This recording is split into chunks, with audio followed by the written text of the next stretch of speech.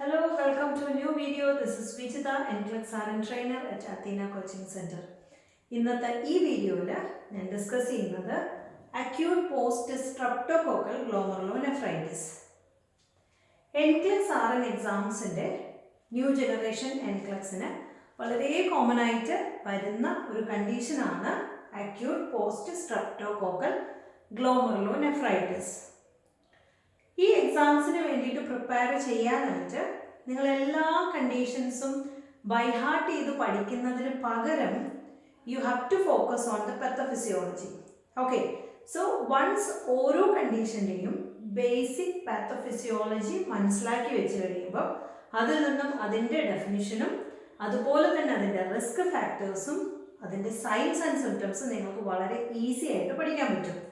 So basically സയൻസും അതുപോലെ കോസസും അറിയാമെങ്കിൽ ഇൻ്റർവെൻഷനും വളരെ സിമ്പിളായിരിക്കും.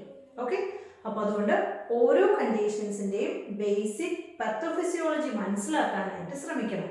ഓക്കെ, അപ്പോൾ നമുക്ക് നോക്കാം what is acute post streptococcal glomerulonephritis. Glomerulonephritis എന്ന് പറയുന്നത് ഗ്ലോമറുലസിനുണ്ടാവുന്ന ഇൻഫ്ലമേഷൻ. നെഫ്രോൺ എന്ന് പറയുന്നത് functional unit of kidney. Okay, അപ്പോൾ കിഡ്നിയുടെ ഫങ്ഷണൽ യൂണിറ്റ് ആണ് നെഫ്രോൺ. ഈ നെഫ്രോണിലെ ഗ്ലോമറുലസ് എന്ന് പറയുന്ന, അതായത് ഇപ്പം for example this is the structure of nephron. Okay, so ഈ സ്ട്രക്ചർ ഓഫ് നെഫ്രോണില് ഈ ബോമൻസ് ക്യാപ്സ്യൂളിനകത്തുള്ള ചെറിയ ബ്ലഡ് വെസൽസിന് പറയുന്ന പേരാണ് ഗ്ലോമറുലൈ. ഫൈൻ. സോ ഈ ഗ്ലോമറുലൈ നെഫ്രോണിലെ ഗ്ലോമറുലൈക്ക് ഉണ്ടാവുന്ന inflammation. Okay, and the basic reason for this inflammation is streptococcal infection. Okay, streptococcal, it is A bacteria. This usually get transmitted through droplet.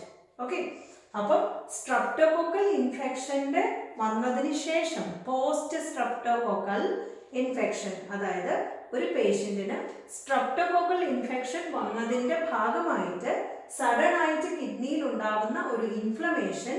ഇനി ഇവിടെ acute എന്നാണ് നമ്മൾ പറഞ്ഞത്. So acute, it's like A sudden onset. Okay, അപ്പോൾ പെട്ടെന്ന് വരുന്ന symptoms ആയിരിക്കും acute എന്ന് പറയുമ്പോൾ. സ്ട്രെപ്റ്റോകോക്കൽ ഇൻഫെക്ഷൻ ഒരു പേഷ്യൻറ്റിന് വന്നതിന് ശേഷം ഗ്ലോമറുലോനെഫ്രൈറ്റിസ് ഉണ്ടാവും. ഓക്കെ, അപ്പോൾ നമുക്ക് പാത്തോഫിസിയോളജിയിലേക്ക് നോക്കാം. ഈ ടേമിൽ നിന്ന് തന്നെ നമുക്ക് കാര്യങ്ങൾ മനസ്സിലായി എന്താണെന്നുള്ളത്. എന്നിരുന്നാലും പാത്തോഫിസിയോളജി ഒന്നുകൂടെ നോക്കാം. Okay, so streptococcal infections already ഞാൻ പറഞ്ഞു, ഇത് ഒരു ബാക്ടീരിയൽ ഇൻഫെക്ഷൻ ആണ്. ഈ bacterial infections commonly droplet infections വഴിയായിട്ടാണ് വരുന്നത്. അതുകൊണ്ട് ഏതെങ്കിലും സ്കിൻ ലീഷൻസോ അല്ലെങ്കിൽ അപ്പർ റെസ്പിറേറ്ററി ഇൻഫെക്ഷൻസോ അതിൻ്റെ എല്ലാത്തിൻ്റെയും കാരണം ഇതായിരിക്കാം. മെജോറിറ്റി റീസൺ സ്ട്രെപ്റ്റോകോക്കൽ ഇൻഫെക്ഷൻസ് ആയിരിക്കും. അപ്പോൾ സ്ട്രെപ്റ്റോകോക്കൽ ഇൻഫെക്ഷൻ ഒരു പേഷ്യൻറ്റിന് കിട്ടുക എന്ന് പറയുമ്പോൾ ആ പേഷ്യൻറ്റിന് ഏതൊരു ഒരു സ്കിൻ ഇൻഫെക്ഷൻ ഉണ്ടാവാം, അല്ലെങ്കിൽ ഏതെങ്കിലും അപ്പർ റെസ്പിറേറ്ററി ഇൻഫെക്ഷൻ ഉണ്ടാവാം, like pharyngitis, laryngitis. Okay, so അങ്ങനെ ഒരു ഇൻഫെക്ഷൻ ഉണ്ടായതിന് ശേഷം അപ്പോൾ നമ്മുടെ ബോഡിയിൽ ഈ ഒരു ബാക്ടീരിയ കയറി അല്ലേ. അപ്പോൾ നമ്മുടെ ബോഡിയിൽ ഒരു ബാക്ടീരിയ കയറി കഴിയുമ്പോൾ ബോഡി ഡെഫിനറ്റ്ലി എന്ത് ചെയ്യും, അതിനെ എഗെയിൻസ്റ്റ് ഫൈറ്റ് ചെയ്യാനായിട്ട് തുടങ്ങും. ഓക്കെ, അപ്പോൾ ഇത് ഫൈറ്റ് ചെയ്യുമ്പോൾ നമ്മുടെ ബോഡിയിൽ ആൻറ്റിബോഡീസ് ക്രിയേറ്റഡ് ആവും. ഓക്കെ, അപ്പോൾ ഒരു ആൻറ്റിജൻ ആൻറ്റിബോഡി റിയാക്ഷൻ ബോഡിയിൽ ഉണ്ടാവുകയും അതിൻ്റെ ഭാഗമായിട്ട് ആൻറ്റിബോഡീസ് ക്രിയേറ്റ് ചെയ്യുകയും ചെയ്യും. ഓക്കെ, അപ്പോൾ മനസ്സിലായല്ലോ, ആൻറ്റിബോഡീസ് ക്രിയേറ്റഡ് ആയി.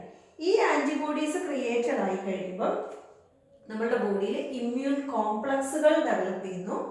ഓക്കെ, സോ ആൻറ്റിബോഡീസ് ക്രിയേറ്റഡ് ആവുന്നു. ഈ ആൻറ്റിബോഡീസ് നമ്മുടെ ബോഡിയിൽ ഒരു ഇമ്മ്യൂൺ കോംപ്ലക്സ് അല്ലെങ്കിൽ ഒരു ഇൻഫ്ലമേറ്ററി ചേഞ്ചസ് ഡെവലപ്പ് ചെയ്യും. ഓക്കെ, അങ്ങനെ ഇൻഫ്ലമേറ്ററി ചേഞ്ചസിൻ്റെ ഭാഗമായിട്ട് അവിടെയുള്ള സെൽസിന് സെൽ പ്രൊലിഫറേഷൻ ഉണ്ടാകുന്നു. ദാറ്റ് മീൻസ് സെൽ പ്രൊലിഫറേഷൻ എന്ന് പറഞ്ഞാൽ സെൽസ് കുറച്ചും കൂടെയൊക്കെ പ്രൊലിഫറേറ്റ് ആവുക, വിച്ച് മീൻസ് സൈസ് വലുതാവുക. ഓക്കെ, അങ്ങനെ സെൽ പ്രൊലിഫറേഷൻ അല്ലെങ്കിൽ നമുക്കിവിടെ സെല്ലുലാർ സ്വെല്ലിംഗ് എന്ന് പറയാം. ഒരു സെല്ലിനുണ്ടാവുന്ന സ്വെല്ലിംഗ്. ഓക്കെ, അപ്പോൾ അവിടെ സെല്ലുലാർ സ്വെല്ലിംഗ് ഉണ്ടാവുന്നു. As A result of swelling ഇതെല്ലാം എവിടെയാണ് നടക്കുന്നത്, ഗ്ലോമറുലസിൽ. ഓക്കെ, ഈ ബോമൻസ് ക്യാപ്സ്യൂളിൻ്റെ അകത്തെ ബ്ലഡ് വെസലിൽ. ഓക്കെ, അങ്ങനെ സെൽസ് അവിടെ സെല്ലുലാർ പ്രൊലിഫറേഷൻ ഉണ്ടാവുന്നു, സ്വെല്ലിംഗ് ഉണ്ടാവുന്നു, അതിന്റെ ഭാഗമായിട്ട് റീനൽ ബ്ലഡ് ഫ്ലോ ഡിക്രീസ്ഡ് ആവുന്നു. ഇത് കൂടാതെ ഇവിടെ റീനൽ ബ്ലഡ് ഫ്ലോ ഡിക്രീസ്ഡ് ആവുന്നു. ഇത് കൂടാതെ നമ്മുടെ ഇതിനകത്ത് ഈ ഗ്ലോമറൽസിലുള്ള ബ്ലഡ് വെസൽസിനകത്തുള്ള ബ്ലഡ്സ് ഉണ്ടല്ലോ, അതിനകത്ത് RBCs അത് ഇൻഫിൽട്രേറ്റ് ആവാനായിട്ട് തുടങ്ങും. ഓക്കെ, അപ്പോൾ ബേസിക്കലി റീനൽ ബ്ലഡ് ഫ്ലോ കുറഞ്ഞു കഴിയുമ്പോൾ ഡെഫിനറ്റ്ലി എന്തായിരിക്കും, ഗ്ലോമറുലർ ഫിൽട്രേഷൻ റേറ്റ് കുറയും. ഓക്കെ, അങ്ങനെയാണ് ഇത് റീനൽ ഡിസീസിലേക്ക് എത്തുന്നത്. മനസ്സിലാവുന്നുണ്ടോ? അപ്പോൾ ഗ്ലോമറുലർ ഫിൽട്രേഷൻ റേറ്റ് കുറയുന്നതിന്റെ ഭാഗമായിട്ട് നമ്മുടെ ബോഡിയിൽ swelling or edema, it starts with the digital edema, periorbital edema, facial edema, അങ്ങനെ എഡിമ കാണാം. സോഡിയം റിറ്റൻഷൻ ഉണ്ടാവുന്നു, ഹൈപ്പർ ടെൻഷൻ ഉണ്ടാവുന്നു.